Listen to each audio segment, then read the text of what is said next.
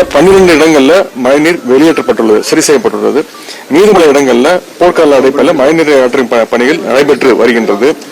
மழைநீர் தேங்கும் இடங்கள்ல அதனை வெளியேற்றும் வகையில் 1700 மோட்டார் பம்புகள் இப்பொழுது இயங்கிக் கொண்டிருக்கிறது, பயன்பாட்டில் இருக்கின்றது. அதுபோல் இன்று மதியம் 1 மணி முதல் மழையின் காரணமாக விழுந்த 27 மரங்கள் விழுந்திருக்கிறது. காற்றின் காரணமாக 27 மரங்களும் உடனடியாக அகற்றப்பட்டுள்ளன. அதற்காக ஹைட்ராலிக் மர அறுவை இயந்திரம், ஹைட்ராலிக் ஏணி என 500 எந்திரங்கள் தயார் நிலையில் வைக்கப்பட்டுள்ளன. சென்னையில் உள்ள 22 சப்வே சுரங்கப்பாதைகள்ல கணேசபுரம் சுரங்கப்பாதையில் ரயில்வே மேம்பால பணி காரணமாக தற்காலிகமாக போக்குவரத்து நிறுத்தி வைக்கப்பட்டுள்ளது. மீதமுள்ள சுரங்கப்பாதைகள்ல 6 சுரங்கப்பாதை இப்பொழுது மூடப்பட்டிருக்கிறது. அது அங்கேயும் மோட்டார் பம்ப் வச்சு அங்க இருக்கிற தண்ணியும் எடுக்கிறதுக்கான பணிகள் முழு வீச்சு நடந்து கொண்டிருக்கிறது. பெருநகர சென்னை மாநகராட்சி சார்பாக 329 இடங்களில் நிவாரண மையங்கள், உணவு, சுகாதார வசதி, குடிநீர் வசதி செய்யப்பட்டுள்ளன. நிவாரண மையங்களுக்கு உணவு வழங்க 120 சமையல் கூடங்கள் தயார் உள்ளது. இதுவரை தாழ்வான பகுதியில் இருந்து 193 நபர்கள் அழைத்து வரப்பட்டு 8 நிவாரண மையங்கள்ல அவங்க தங்க வைக்கப்பட்டிருக்கிறாங்க. இன்று காலை உணவு 8500 பேருக்கும், மதிய உணவு 2,23,700 பேருக்கும், மொத்தம் 2,32,200 பேருக்கு உணவு வழங்கப்பட்டுள்ளது. மேலும் நம்முடைய முதலமைச்சர் தலைமையில் அவருடைய உத்தரவின்படி சென்னையில் உள்ள 386 அம்மா உணவகங்கள்ல இன்று இலவசமாக உணவு வழங்கப்பட்டு வருகின்றது. தாழ்வான பகுதியில் உள்ள பொதுமக்கள் மீட்டு நிவாரண மையங்கள் தங்க வைப்பதற்கு 103 படகுகள் தயார் நிலையில் வைக்கப்பட்டுள்ளது. பெருநகர சென்னை மாநகராட்சி அலுவலர்கள், பொறியாளர்கள், பணியாளர்கள், தூய்மை பணியாளர்கள் உள்ளிட்ட 22,000 பேர் மழை வெள்ள மீட்பு பணிகளில் ஈடுபட்டு வருகின்றாங்க, பணிகள் செஞ்சுட்டு இருக்கிறாங்க.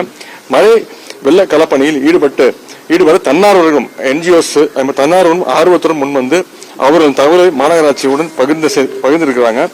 கழிவுநீர் மற்றும் பாதாள சாக்கடை அடைப்பு உள்ளிட்டவை சரி செய்யும் பணியில சென்னை குடிநீர் வாரியம் செயல்பட்டு கொண்டிருக்கிறது. பாதாள சாக்கடைகள் அடைப்புகளை சீர் செய்வதற்கு 524 ஜெட்ராடிங் மற்றும் டீசல்டிங் இயந்திரங்கள், மெஷின்ஸ் பயன்பாட்டில் இயங்கி கொண்டிருக்கிறது. முதலமைச்சர் தலைமையில IAS அதிகாரிகள் தலைமையிலான குழுக்கள் மீட்பு பணியில நிவாரண பணிகளில் ஈடுபட்டு வருகின்றார்கள். இது தவிர மாநகராட்சி பகுதியில் மண்டல அளவில் கண்காணிப்பு அலுவலர்கள் தொடர்ந்து பணியாற்றி வருகின்றார்கள். மாண்புமிகு அமைச்சர் பெருமக்கள், மக்கள் பிரதிநிதிகள், சட்டமன்ற உறுப்பினர்கள், நாடாளுமன்ற உறுப்பினர்கள், முன்கள பணியாளர்கள் மட்டுமின்றி கழக செயல் வீரர்கள் களத்தில் பணியாற்றி வந்துட்டு இருக்காங்க. முதலமைச்சர் தலைமையிலான நம்முடைய அரசு மேற்கொண்ட பல்வேறு முன்னெச்சரிக்கை பணிகள் காரணமாக பெருமளவில் பாதிப்புகள் எதுவும் ஏற்படவில்லை. புயல் இன்னும் கரையை கடக்காத நிலையில இன்னைக்கு நள்ளிரவு தான் புயல் கரையை கடக்கும்னு சொல்லியிருக்கிறாங்க. அந்த எந்த விதமான சூழலையும் எதிர்கொள்ள நம்முடைய அரசு தயாரான நிலையில் உள்ளது. ஆகையால் பொதுமக்கள் அச்சமும் பதட்டமும் அடைய தேவையே இல்லை என்பதை தெரிவித்துக் கொள்கின்றேன். பொதுமக்களுக்கு தேவையான அனைத்து அத்தியாவசிய பொருட்கள் கிடைக்கின்ற வகையில் அரசு முழுமையாக அனைத்து ஏற்பாடுகளையும் செய்திருக்கின்றது. இந்த நேரத்தில் பொதுமக்கள் தேவையில்லாம வெளியே செல்வதை தவிர்த்து பாதுகாப்போடு வீட்டில் இருக்குமாறு நான் கேட்டுக்கொள்கின்றேன்.